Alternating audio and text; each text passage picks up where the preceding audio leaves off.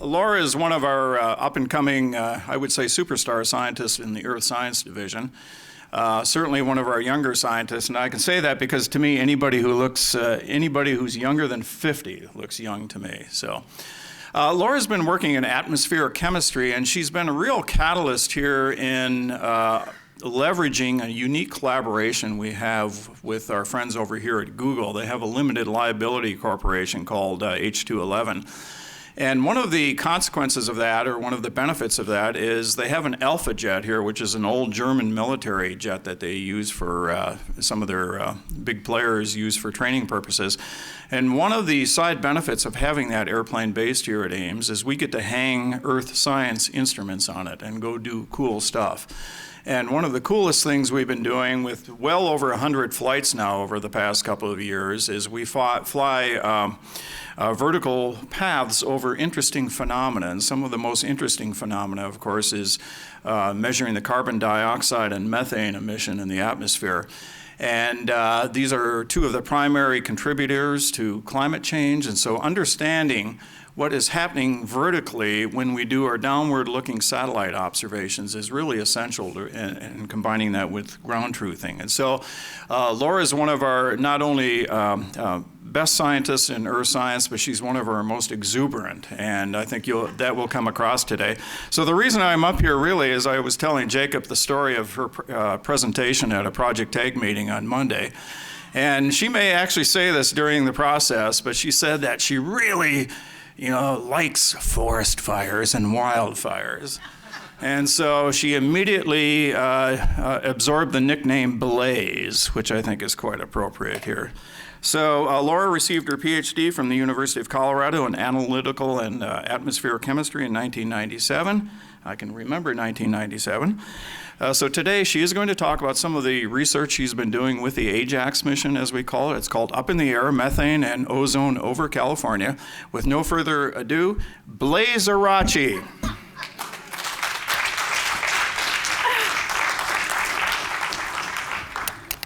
I think it may be Clumsy Iraci. Hang on while I get the mic fixed. That's a new nickname. I don't answer to it yet. So if you have questions, you have to shout them out a couple of times for me to realize it's my new nickname.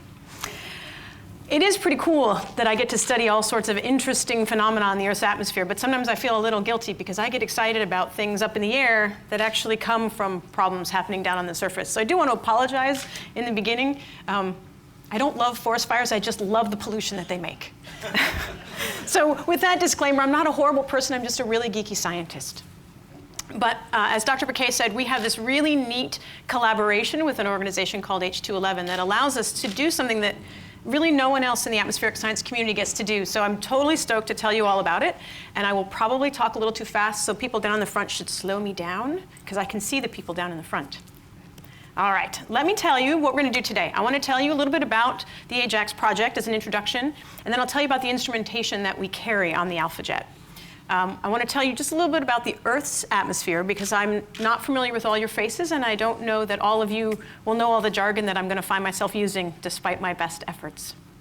Then I want to tell you about three of the things we've been looking at. We've been looking at ozone that's brought down from the upper atmosphere, where we like it to be, but that can affect the air quality that people breathe in certain parts of the US. I also want to tell you about cows and their methane, because that's actually an interesting and up-and-coming topic when it comes to climate change. And it gets a good giggle, because just imagine where the methane comes from and insert your own favorite joke. And then forest fires. And this is the part where my eyes are going to light up, because we had some great data yesterday and last week. So I'm going to show you some really fresh data, and I probably won't be able to answer your questions about it just yet, but I got to show you the data because it's really cool and the team's been working really hard. So let's hop right into it. So this arrangement that we have has been going on since about 2008, and we get to put instruments onto an aircraft that can reach 50,000 feet, although our instruments aren't quite that robust. The aircraft flies for about 2 to 2.5 hours on a full tank of fuel, so we can get most places in California. We can reach into Nevada, and there are lots of interesting questions that also we can address by going out over the Pacific Ocean. So we're really located in a great spot, and we get to fly like 3 or 4 times a month. I mean, it's amazing. The amount of data that we've been collecting is really astounding, and to be doing it for several years in a row is really a fantastic opportunity. The crew that we work with, as science team and aircraft personnel, is just super dedicated, and you'll see that in the data that we get. It's an amazing amount of data, and the turnaround times are crazy. So we're on a roll, we're fully caffeinated, and we are so excited about what we're doing that I just really want to share it all with you today. So that you understand what we're doing, let me show you. This is our wing. Oh, okay. See, I've already forgotten. That's the airplane. And you'll notice that it's unusual in that it's asymmetric. You see there's 2 pods on one side and one on the other. You're looking up underneath the aircraft. The outboard pods are fuel. The inboard, on what is the starboard side, although you can't tell from underneath, you'll see there's 3 bright, shiny spots. That's the underside of our sensor pod. Those bright, shiny spots are actually our window plates, although at the moment they just have gas inlets on them. They don't have glass for optical measurements. So those 3 shiny spots are the dead giveaway. If you see this flying overhead, look up, see if it has 3 pods on it. If it does, it's doing science for us. All right, those 3 shiny spots, and I'm going to put the aircraft right side up again. Here's a schematic drawing for you in the bottom. The tail fin will get you oriented. The other end is the nose of the aircraft. Starting from the back, some electronics, important but not very exciting, same with the pump. But in the middle, the main volume that's taken up in that wing pod is a greenhouse gas sensor. It measures CO2 and methane, and we also get water vapor for some corrections. In front of that is an ozone sensor. And then towards the front, sort of from where it starts to curve all the way up to the nose, is a meteorological measurement system. And I'll give you a little bit more information on each of these until I realize I've talked for way too long. But I think we're OK. All right. So the ozone instrument is a commercial off-the-shelf standard UV visible absorption, UV absorption technique. It's a dual channel. One channel is scrubbed and one channel is not. And it's calibrated to the World Meteorological Organization scale, which is important when you're doing these studies that you want to be able to share data with other groups. You want your data in California to be comparable to data collected in other places. You need to get back to a standard. And so we calibrate back to the WMO standard on ozone. We've compared it against electrochemical sondes, which are the most commonly used method for measuring ozone in the atmosphere. NOAA has a site in Northern California that we compare to. So this instrument's been a real workhorse for us, very reliable, and a very important chemical tracer. Our greenhouse gas sensor is manufactured by a company called Picaro. They're actually local, which has been fantastic because we had to modify it. It's built 19 inches wide, like almost every instrument in the world is built. But the wing pod is only 12 inches wide. So we spent a lot of time and effort and engineering and creativity squeezing this square thing into a long rectangular shape. So having Picaro handy nearby was really very useful. So on the bottom there, you can see the gold repackaging that was done to take this nice square instrument and put it into a rectangle that will just barely fit into that wing pod. And so it occupies the majority of the volume of that starboard wing pod. Each of the trace gas sensors has an inlet that hangs down below the wing pod for drawing air in, and our measurements are made in real time, and then the air is exhausted out the back. We don't bring any samples home with us, just data files.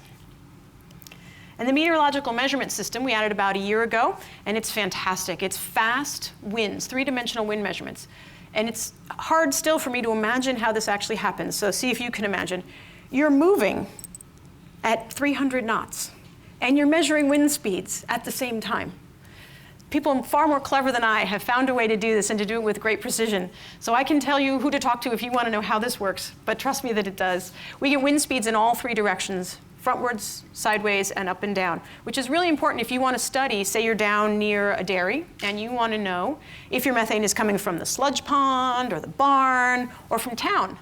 You need to know which way the winds are blowing, and they can change on a very short distance scale. So it's really fantastic that we have this highly accurate and very fast measurement of winds, as well as pressure and temperature.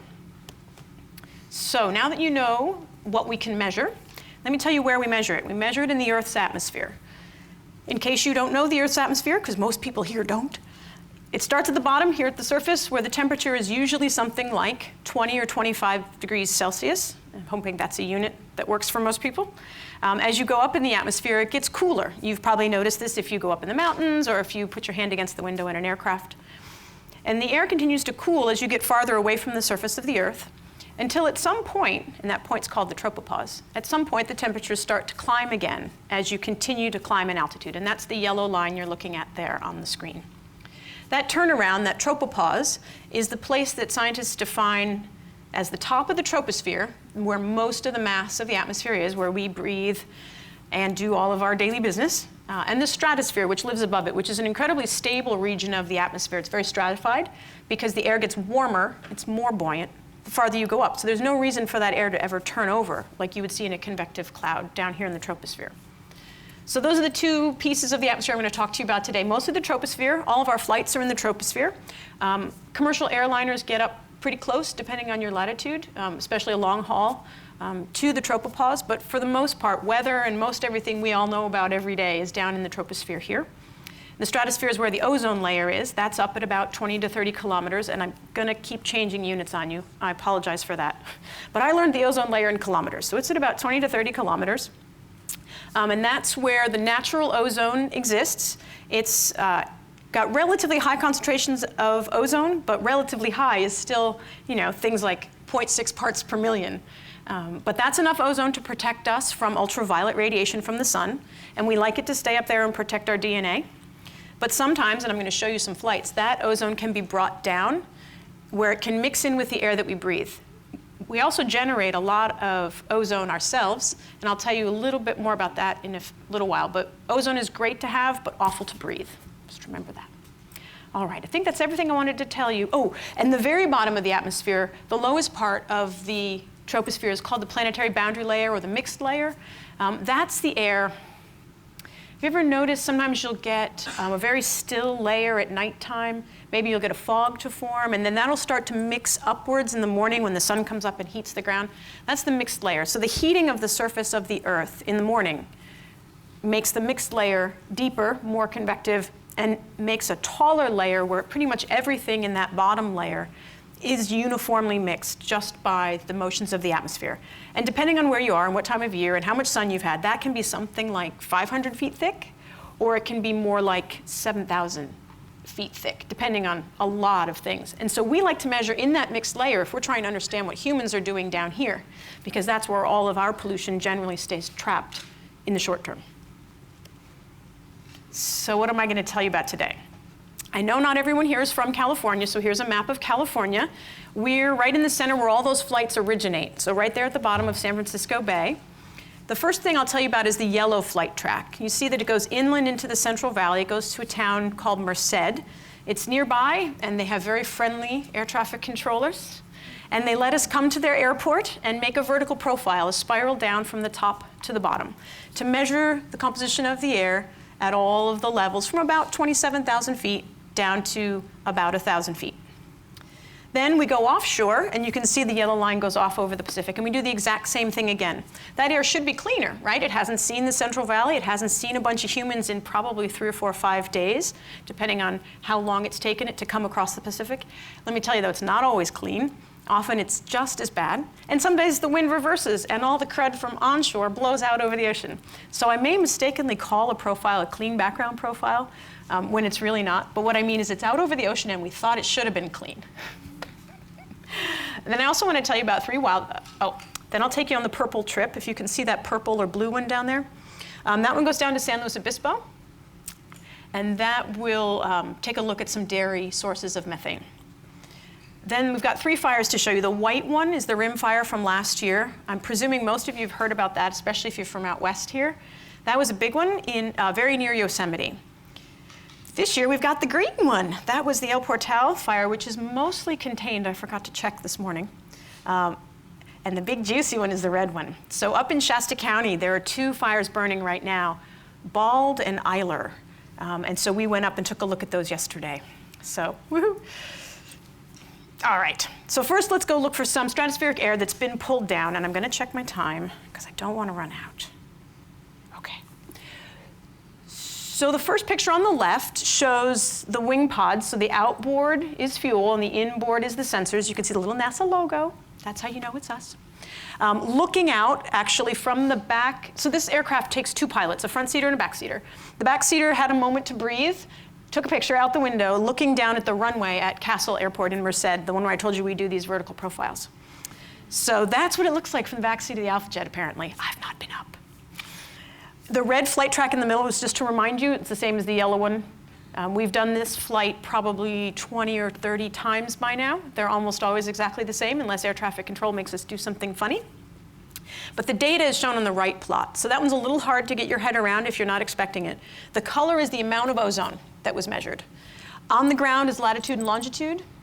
And then the third dimension in that plot is altitude. So you can see the two vertical corkscrews. Those are the vertical profiles.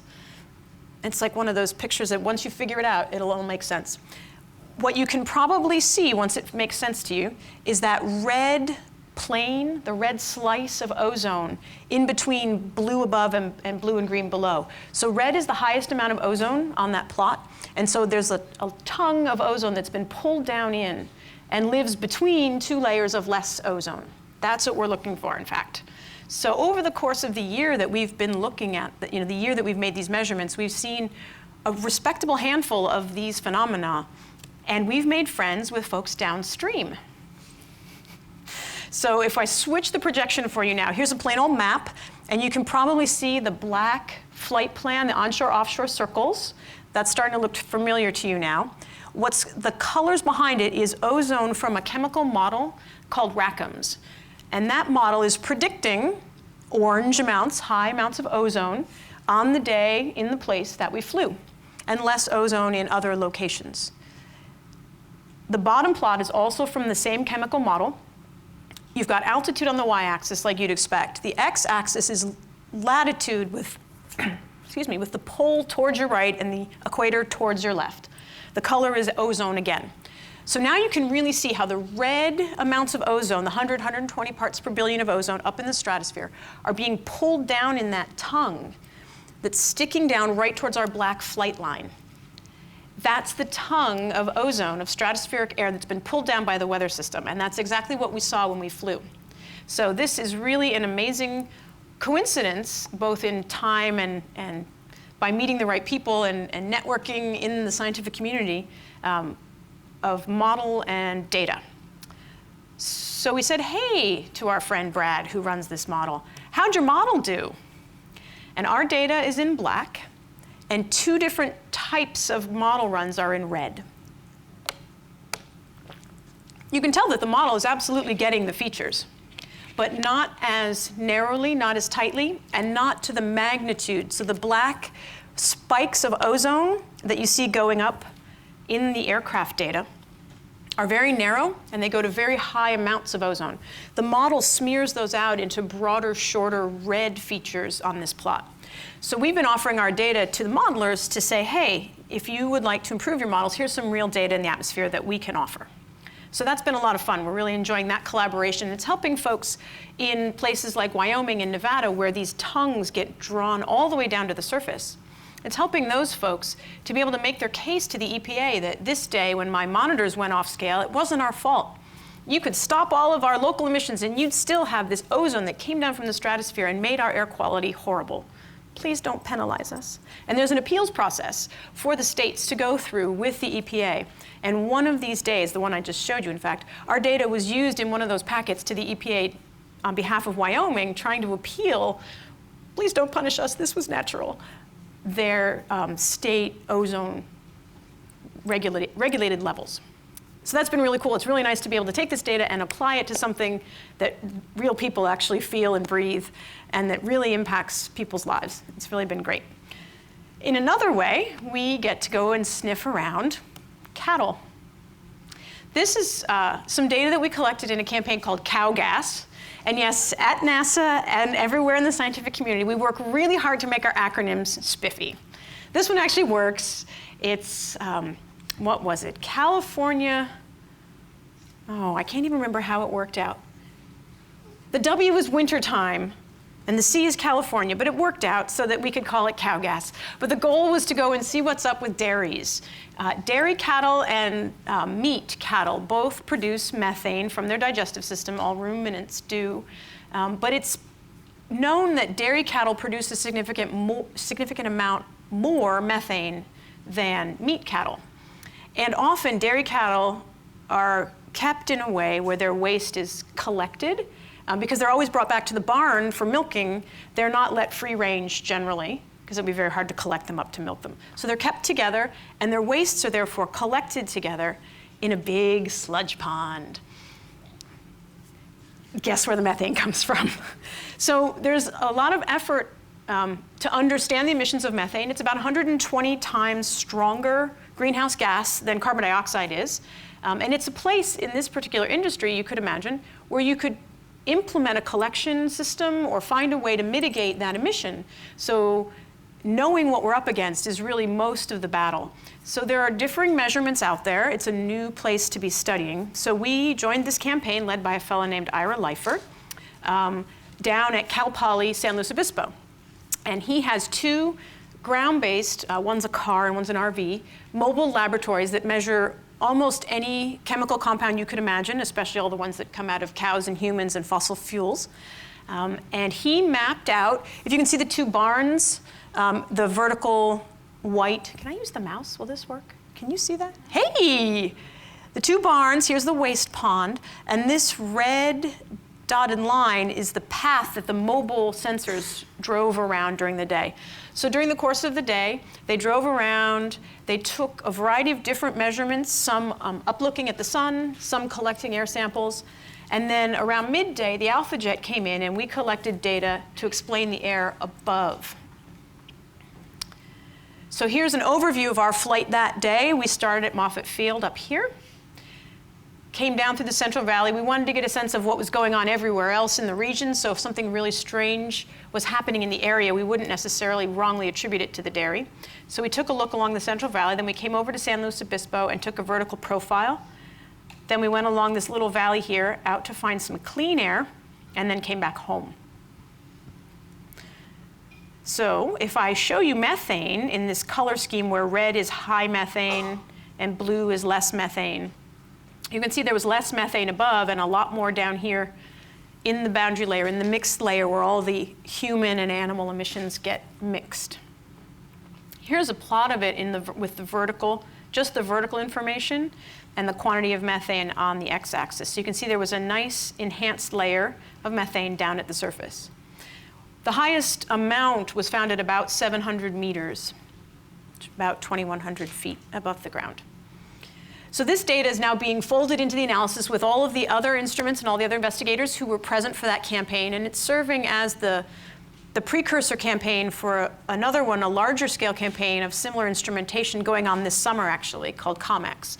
So we are working with this team to combine the regional data that Ajax was able to collect with the local data that was collected on the ground, and knowing what was happening at the dairy that day, because they had a collaborator who was doing things like putting the cows in, taking the cows out, stirring the sludge pond, washing down the surfaces. And so there's going to be a lot of interesting information from that campaign about how animal husbandry practices could be modified in a way that could help us reduce the amount of methane emitted. All right, this is what I've been waiting for. Okay. Forest fires emit carbon dioxide. Anything that burns emits carbon dioxide. But they also emit methane. And the ratio of methane to carbon dioxide that it's emitted from forest fires is a number that, everyone thinks they know, and they put that number into their models. Well, it's not right, and it's not one answer. And since methane is such an important greenhouse gas, it's something that needs to be better studied, especially out here in the West where we have wildfires. Wildfires are very different from grass fires. They smolder, they last a long time, they can last weeks. I mean, the Rim fire lasted over a month. So we've been sampling wildfires whenever they're close enough. Like I told you, our range is only about 1,000 kilometers. We only have about 2 hours of flight time. So whenever there's a fire close enough, we go out and try to get measurements around it. In fact, the Rim fire, we were fortunate to be able to measure twice. Once early when it was hot and flaming, and once much later when it was a more tame, nearly contained fire, and probably a lot more smoldering combustion. We also have a collaboration with a fellow at San Jose State, Professor Craig Clements, whose area of expertise is the micrometeorology, the winds and the wind fields in smoke plumes. So he's actually got an amazing set of instrumentation, and they're all like fire trained. They can actually go out very close to a fire and set up their equipment and measure the structure of the plume much closer than, they're even allowed inside the firefighter perimeter. So this data These photos are from a day that we went to overfly their ground-based measurements. So these photos were collected from the highway near the rim fire. So I just want to show you how bad that really was. I mean, that's actually true color from what I'm told by the student who took these photos. This is the rig with the scanning LiDAR on the back, the white. This is the scanning LiDAR that gets the wind speeds.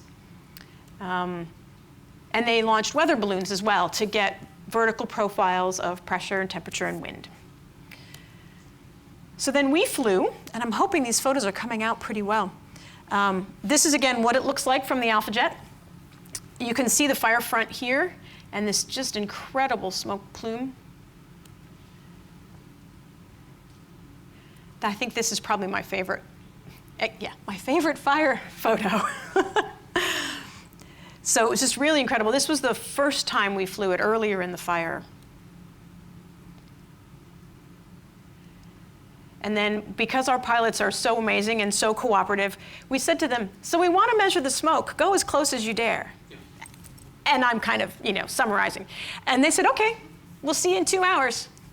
And so we had shown them the maps and we'd shown them what we knew, but that information is a little bit old. Fires can change really quickly. So they went out and they went and did a perimeter, and then they said, oh, look, there's smoke in that valley. I bet Laura wants to sample that. And they went over and they got a little bit of valley. And so it's really fantastic because we can say to our pilots, that we've been working with them now for years, we can say, this is what we think you're going to find, but this is what we really want. So if you see something different than we expect, go get it. And they do, and it's great. So this was the data they came home with. So the blue, this is the flight track with CO2. The middle is methane. And then on the right, I've got for you the ratio of methane to CO2. Underneath, these little orange pixels are the MODIS hotspots. So MODIS is a satellite that measures in the infrared. And so it has a data product that will find pixels that it believes are on fire or recently were on fire, and it marks them. And so that's what these spots are. And then this is the image that shows the smoke. I think those are true color. So here, the blue didn't work. If you can see the light blue in the bottom panel as a function of time, you can see the altitude that we flew. So here's the takeoff. Up here, a little bit of transit, and then at Merced, they did the regular vertical profile, like always, just so we know sort of what the clean atmosphere looks like that day. And then they went over and flew 3 legs across sort of the downwind edge of the exclusion zone. And so there's actually 3 altitudes here in this plot, and you can kind of see 3 layers here in the Google Earth plot. Where it really jumps out, though, is on this bottom layer. This is the lowest layer, and that's where they really got down into the plume. So the methane levels jumped up. And I'm going to show you that on the next page. So that's what this red circle is meant to draw your attention to. Ozone increased in this plume, which is what I've got plotted in black. And this is the same place. This red circle is the same place here. And you're going to see that these are going to light up on the next page, too. So here's the same red circle. So this is the altitude profile again. This time it's in red. Here's methane. Methane really increased in the plume, as did CO2. And this is the ratio in the green on the top for the next few times you see this plot. The green plot on the top is the ratio of methane to CO2. And so the fire jumps right out with a lot of methane. Well, you might say, what is this little spike over here? Well, that is the valley that they went into. They saw a hazy, smoky-looking valley, and they went over, and they took a little look for us. And it's about the same ratio, a little bit lower ratio of methane to CO2. So that air has probably transported into that valley relatively recently. But then we went back 12 days later. We did a similar flight pattern, vertical profile over Merced, and then we did an inside and an outside ring. And what you're going to see pop out on the data plots, methane on the left, CO2 on the right. What you're going to see pop out is this side over here, you'll see the outside, the farther downstream plume, the slightly older plume, and also lots of this inner plume. So let me show you some of that data. Again, you can see these 3 places where we're getting enhanced CO2 and methane. The first one is in the San Joaquin Valley at Merced, where we do a vertical profile. And that, for the most part, what we're seeing there is the influence of the local urban area. So the San Joaquin Valley is a pretty polluted place. And we can see that pretty clearly when we do our vertical profile. What's interesting sometimes is we can sometimes see, if the biosphere is very active, we can sometimes see a little decrease in the CO2. I think I had that up here. Yeah. So this little decrease in CO2 over the San Joaquin Valley is plants and trees pulling CO2 out of the atmosphere. And so that's why there's actually a little bit less CO2, which really jacks up this ratio. All right. Wait a minute, I'm going the wrong way. There we go. But this day we didn't. In fact, we saw just as much CO2 over the San Joaquin Valley as we did over the fire. And as it turns out, the meteorology that day explains it entirely. It was a very stagnant day. There had been downslope flow the night before, and everything was incredibly still. So it was horrible air quality in the San Joaquin Valley because the fire smoke had come in overnight. And in fact, there was another fire very close to home that day, just on Mount Diablo. And we think that that smoke was also influencing the air in the San Joaquin Valley. And so this is actually fire smoke that's been displaced and has moved into another region where it's affecting air quality. Here it is closer to the fire when we sampled it. What you can't see on these plots, but I'll show you later in a table, is that the ratio of methane to CO2 in the plume this day was much different. It's a much higher ratio of methane to CO2 later on when the fire is older. Well, you ask, how about a different fire? Well, the universe has been very kind to us. The El Portal fire was, we sampled it last week, the end of July. I think that was last week. And if you can recognize El Capitan in this picture, you're doing a great job. Because it means you know what El Capitan looks like, but it means you can also see through that horrible haze. These, again, were taken by the backseater, and you can see just what the conditions looked like out the window. Just incredible, incredible smoke. And here's what it should have looked like. So here's El Capitan on a good day. So these have been really great opportunities. And again, the team from San Jose State was out, and this is the kind of data that they collect. So here you can see in the backscattering from their LiDAR, this is the plume lofting and staying quite high, actually. There's a little bit of haze down at the lower altitudes, so this is a mountain contour here. But most of the smoke is staying up high. So let's see what we saw. We again flew from Ames. I guess Emma, did we do the vertical profile first or last? First. Okay, I've got the picture backwards. We flew from Ames, and we saw actually high ozone in the vertical profile. That happens sometimes. You've seen that earlier. And then we did a loop around the fire, but I want to bring you in a little bit closer. Oh, don't let me forget to tell you that ozone is sometimes formed in forest fire plumes, just like any other polluted environment. It forms in cities photochemically from emitted hydrocarbons and nitrogen oxides. It is believed to be formed in many smoke plumes. It has been observed to be formed in many smoke plumes, but there are also plumes where it's been observed to not be formed. And sometimes the chemistry even runs backwards, and the ozone is depleted in smoke plumes. And that's the current state of understanding. Sometimes yes and sometimes no. So this one was no. So we're very excited, actually, because there isn't as much observation of less ozone in a forest fire plume. So we're going to keep an eye on ozone as we go through all of these forest fires and see what we can find out. It's sort of a separate problem because it has to do with the air quality downstream. In addition to the particles that are emitted, ozone can be formed in a smoke plume. So that's an interesting piece. But let me show you here a little zoom in close to the plume. Again, these are the hot spots from the MODIS satellite. And I want to make sure that you notice this little cut across here in the flight track. So they dipped back in, they closed up the circle a little bit to get right into the smoke. And here it is. So here's the vertical profile in the San Joaquin Valley boundary layer with, pretty bad air quality. But again, a little drawdown of the CO2. So the biosphere is active, and it's taking the CO2 out of the air in the San Joaquin Valley. This is that little cut across spot that I showed you, that red dot of data in the methane is this spike right here where they nipped right into the plume. So we've got a ton of great data from that flight and the next one, and we're really looking forward to analyzing it. So up in Shasta County, which is far north, so here's where we took off. We went to the north. This picture will take a minute for your eyes to adjust, so let me give you a minute to see it. This is a cloud front here. So the really bright stuff that you're seeing is clouds. But there is a gray smear over here, which is the smoke.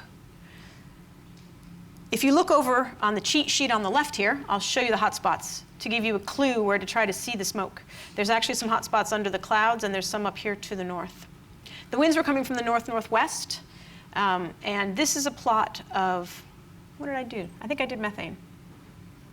Maybe it's CO2. I actually can't see the print. It's much too small. It's CO2.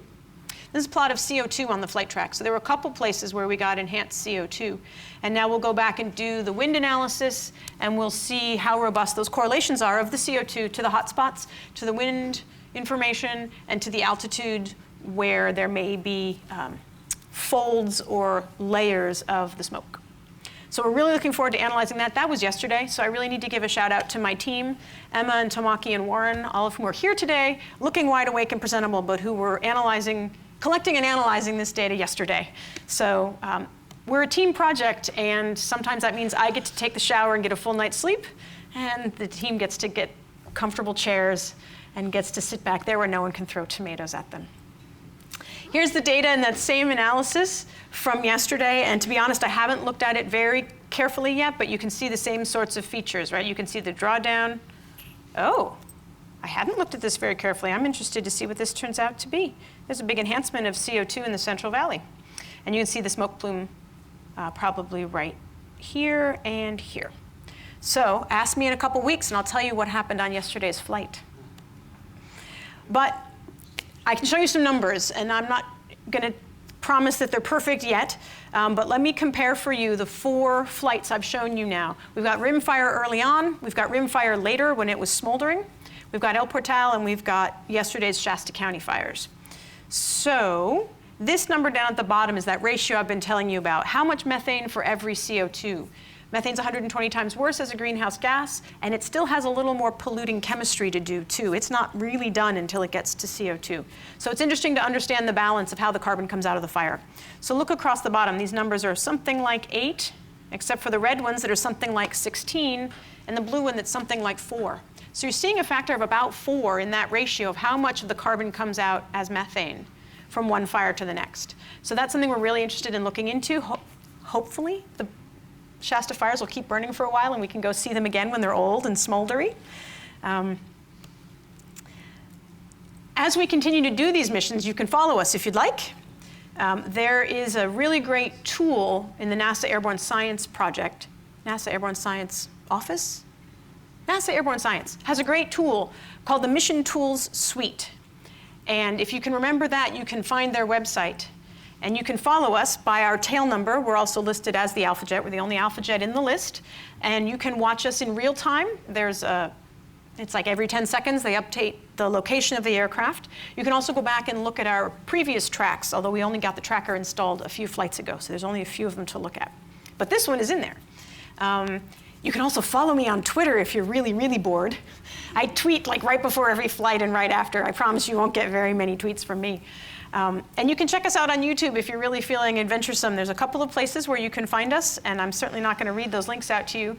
But we were really fortunate to participate in a program called the Years of Living Dangerously. As Dr. Bakay mentioned, we do a lot of satellite validation work, none of which I showed you today, because it's not in California. It's actually in Nevada. There's a very shiny, flat place in Nevada where a lot of satellites will stare to calibrate their measurements of brightness. Sort of the fundamental measurement of a satellite is its radiometric calibration. So that place is fortunately close enough that we can get there and back on 1 tank of gas. So we go there about every month to underfly a satellite called GOSAT, which is a Japanese satellite which measures CO2. And huzzah, OCO2, the NASA Orbiting Carbon Observatory, has just a month ago launched successfully and has finally reached its orbit in a satellite cluster called the A-Train. So those, as soon as they get cooled down, that satellite will also be measuring its radiometric calibration at Railroad Valley, and it will also take regular measurements at Railroad Valley. So we'll be flying there even more often to measure the carbon dioxide in the column underneath the satellite as it flies overhead. One of the days when we were doing that, last November, this documentary crew for the Years of Living Dangerously came to Ames, and my new best friend flew the back seat because, I didn't know this, Harrison Ford is a certified pilot. So he was eager to learn about the project, and honestly, the Railroad Valley flight is one that our pilots know really well. It's a pretty simple flight. They've done it probably 30 times by now. And so they actually let him fly the back seat, and he collected the data for us. And so you can see that documentary, but more importantly, you can see the nifty little piece that Ames produced about the visit of Harrison Ford to Ames. We get way more film time on that one. We've got like 5 seconds in the Showtime documentary, but we've got like 3 minutes in the Ames video. So go to the Ames video. There's lots more about the Ajax project in that. So there's lots of places to find us. I'm going to be around here too. If someone will bring me a cookie, I'll stay for hours. But I would like to thank the team. And I know there are names missing, and I apologize for that. But like I said, this is a team effort. And there's no way, no matter how much caffeine I could drink, that I could do this myself. And every problem we come up against, one of these people has solved. And it's amazing how many hours people are willing to put in when you say, but there's going to be good data. It's almost as good as there's going to be free cookies. So I really need to thank my team, Emma, Tamaki, and Warren in particular. Chris is our meteorologist. And Quincy and Emmett solve all problems related to mechanical parts and gravity. And then I did want to tell you just a little bit about me, if Jacob had a minute left. I know you might think, how on earth do I get involved in a project like this? And the answer is, hell if I know. I started in New York. I went to a small liberal arts college. My mother bemoaned the fact that I then went west. I wound up in Colorado for graduate school. And she said, come back east when you're done. And I said, sure, Mom, I'm going to California. So I've been moving west ever since. I took a detour to do an internship at NASA Goddard. Actually, that was where I first got interested in atmospheric chemistry. That was my first sort of hands-on opportunity to play with chemistry in the Earth's atmosphere. It was just in a model, I promise. I didn't do anything evil. But it was also my first chance to try atmospheric modeling. You see, I went back to the lab. So my training is actually in laboratory, sort of hands-on measurements. But I'd never had the opportunity to do anything that would be launched until I was here at Ames. And really the direction from and the support from our division management and our branch management has really been amazing. And I have no aircraft pedigree in 2008 when they said, here, Laura, make this work. And look what we can accomplish in 6 years. So it's really been great to be here at Ames, where I have so many different colleagues to work with, and the opportunity to try new things like aircraft measurements that I'd never done before. And if you want to talk about clouds on Mars, I'm learning about that too. So bring me a cookie and we can talk about clouds on Mars. So my journey's really gone from upstate New York through Maryland to Colorado to California, and next stop will be Mars, but don't tell my mother. Thanks. She's probably going to watch the video. So we have time for a few questions. Please raise your hand, stand up, wait for the microphone. Or just bring me a cookie. Yes, I'll bring cookies.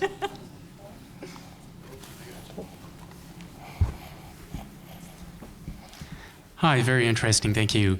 The Ajax aircraft is unique, in terms of its being stationed here and available here. And I wonder if you've looked at instrumentation on other types of vehicles. A few years back, some folks here at Ames were putting instrumentation on the Icona UAV. And so I'm curious if you could comment on sort of the portability of the measurements and that kind of thing to broaden the places we could go rather than relying just on the Ajax aircraft. Mm-hmm, sure. The real advantage, there are two real advantages to us when designing to the Alpha Jet. One is that the mounting points are a standard NATO mounting point. So that wing pod can actually just be clipped onto another aircraft, any other aircraft that has a NATO mounting point, which is relatively standard as far as things go. The disadvantage, though, is that the Alpha Jet's a bomber, and so we haven't had to be careful about weight. It can carry a ton of weight. So we've been able to get away with sort of the easy solution for pumps, and we have plenty of power available. So our problem is actually volume, not mass. So I'm not sure about the Icona. I would hate to be on tape as commenting on its specifications, but we haven't had to pay attention to weight. And I know on a lot of other platforms they do, especially UAV. Your payload has to be small, but it also has to be very lightweight. So we've designed pretty specifically for the Alpha Jet. That size that we have, the size and shape are very specific, but they're smaller than most other aircraft that can carry heavy loads. So we could be pretty portable into an aircraft where weight is not a concern. All right, thank you. Let's join me in thanking Dr. Blaze. Sorry, Lori. Thank you very much for a great talk. Thank you.